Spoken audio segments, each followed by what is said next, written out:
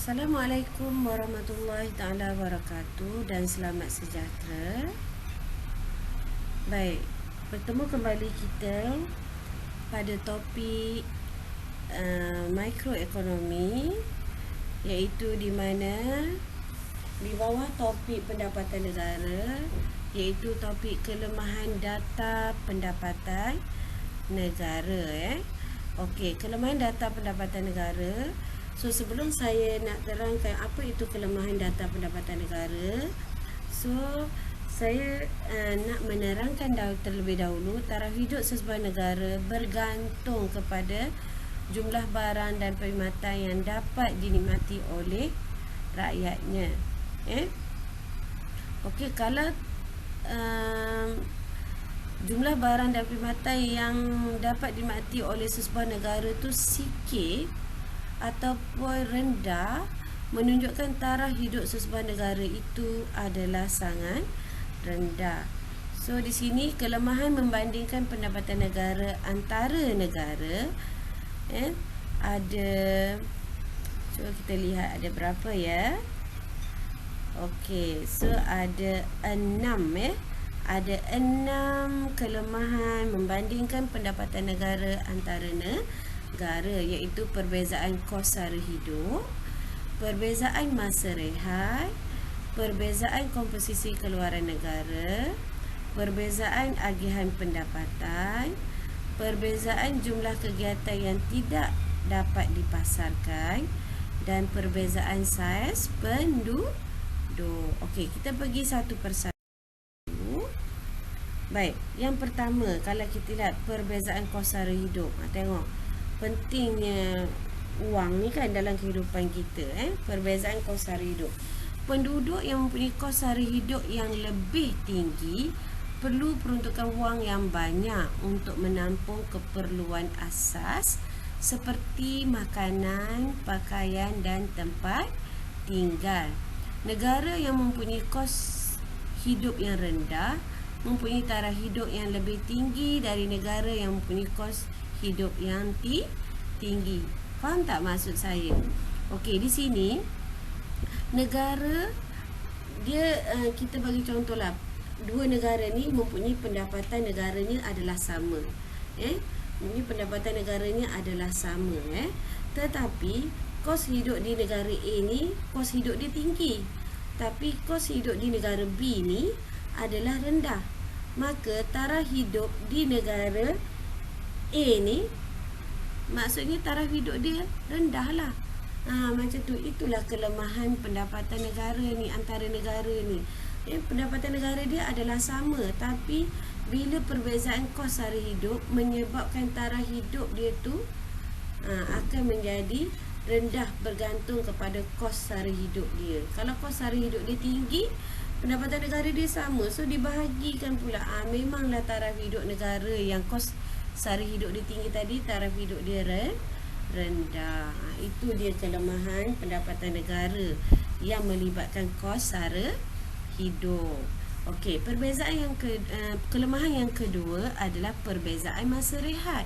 Dua negara yang mempunyai pendapatan negara yang sama, tetapi negara yang rakyatnya mempunyai masa rehat yang panjang mempunyai taraf hidup yang lebih tinggi dari negara yang mempunyai masa rehat yang pendek. Sebab bukan apa, masa rehat merupakan kenikmatan hidup yang perlu diambil kira dalam perbandingan taraf hidup antara negara. Contohlah, saya bagi contoh negara A, negara B. Pendapatan negara dia adalah sama, tapi negara A masa kerja dia lama, lebih 12 jam. So quality time bersama family tu tak ada. Dia masa untuk dia bersosial dengan family, bermesra dengan family, ataupun nak pergi jalan ke apa, tak ada masa. Masa dia untuk kerja je. Tapi pendapatan dia tetap sama, tapi masa rehat dia yang kurang. Sedangkan negara B masa rehat dia panjang, sebab mungkin masa kerja dia 8 jam je. So dia ada masa untuk dengan family.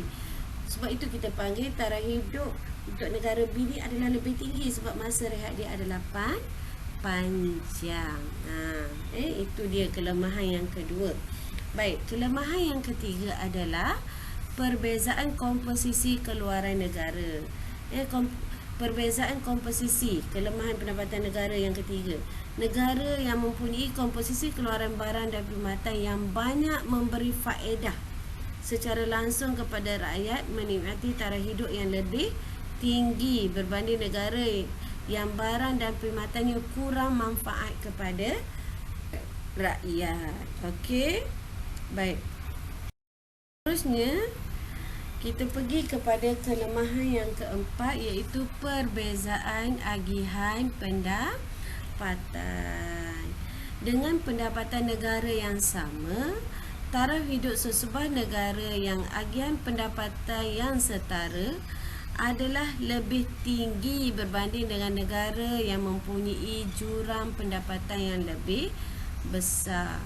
Jurang agihan pendapatan yang besar antara golongan kaya dan miskin menunjukkan kekayaan tersebut hanya dinikmati oleh segolongan kecil sahaja orang yang kaya, sedangkan majoriti penduduknya masih hidup dalam kemiskinan. Itu perbezaan agihan pendapatan. Itulah dia kelemahan yang keempat. Okey. Kalau kelemahan yang kelima, iaitu perbezaan jumlah keluaran yang tidak dipasarkan. Okey, apakah bentuk keluaran yang tidak dipasarkan?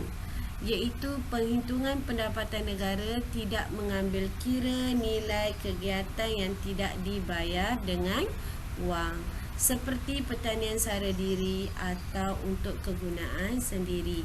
Ini biasanya penduduk-penduduk di kampung yang bercucuk tanam, tanam sayur, bela itik, bela ayam, bela kambing, lembu, tapi bukan untuk dijual, tapi untuk kegunaan sendiri. Makanya ini adalah jumlah keluaran yang tidak dipasarkan. Sedangkan sepatutnya boleh dipasarkan dan termasuk dalam pendapatan negara. So, pendapatan negara adalah lebih rendah berbanding negara lain yang mengambil kira kegiatan ekonomi sedemikian. Mungkin negara lain ada penduduk yang bercucuk tanam, menternak ayam, itik, lembu dan pelbagai lagi, tapi mereka pasarkan. So, dikira dalam jumlah pengiraan pendapatan negara. Ini yang menunjukkan perbezaan dia. So, kelemahan dalam jumlah keluaran yang tidak dipasarkan. Okey, kelemahan yang terakhir adalah perbezaan saiz penduduk. Okey, perbezaan saiz penduduk ni, negara yang mempunyai KNK yang besar tetapi mempunyai saiz penduduk yang juga besar seperti Indonesia, menyebabkan KNK per kapita adalah sangat kecil berbanding Malaysia. Ini menyebabkan taraf hidup Indonesia adalah lebih rendah berbanding Malaysia. Walaupun pendapatan negara Malaysia ni sedikit, iaitu KNK dia kecil, tapi saiz penduduk negara Malaysia ni adalah kecil, maka KNK dia adalah lebih besar. So, menunjukkan taraf hidup di Malaysia ni adalah lebih tinggi berbanding rakyat Indonesia. Sebab rakyat Indonesia walaupun mereka ramai, pendapatan mereka besar, tapi saiz penduduk mereka adalah sangat banyak. So, pendapatan per kapita dia adalah sangat kecil. Bukankah saya sudah nyatakan tadi, taraf hidup bergantung kepada pendapatan per kapita penduduk sesebuah negara. Kalau pendapatan per kapita penduduk itu kecil, maka taraf hidup negara tersebut adalah sangat rendah. Baiklah, sekian sahaja pembelajaran kita pada hari ini. Semoga apa yang saya sampaikan dapat difahami oleh adik-adik pelajar sekalian. Sekian sahaja pembelajaran kita pada hari ini. Terima kasih.